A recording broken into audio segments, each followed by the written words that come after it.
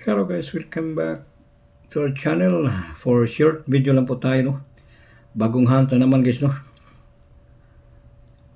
Year 2012. Iyan. May nakapag-alok sa amin, no? Kunting error at saka super hard to find coin, no?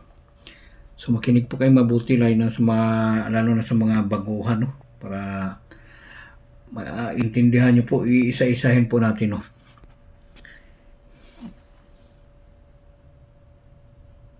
Year 2012, no? Yan, super stuck, no? Stuck through error. Medyo lumabo yung mga lita, no? Tsaka dito sa year. So, baliktarin po natin, guys, no? Yan. Ito po ay super mahirap na hanapin. Frosted year 2020, no? With structural error.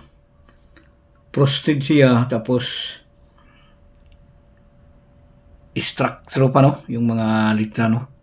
Kahit baliktarin natin, no? Likod at saka harap, ganun din yung error, no? Yan po ang pinakamahirap hanapin sa mga ganitong year, no? So, compare natin sa common, no? Yan. Para maintindihan nyo po bakit tinatawag namin na frosted, no? Yan. Ito po ay common, no?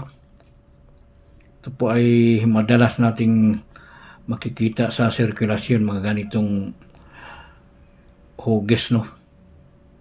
Yan ay common, no? Ito po ay or frosted coin with structural error. Yan, swerte na po kayo ang may makapaghanap o makakita ng mga ganitong klaseng year, no? Year 2012, frosted. Super hard to find. Yan. Talagang magkakaiba yan, guys, no? Ang frosted tsaka common, no? Yan po ang magandang kolektahin, lalo sa mga baguhang kolektor, no? Sana always kayo manonood dito. Kami ay nagbibigay lamang ng mga tamang impormasyon at dagdag kalaman sa inyong lahat, no?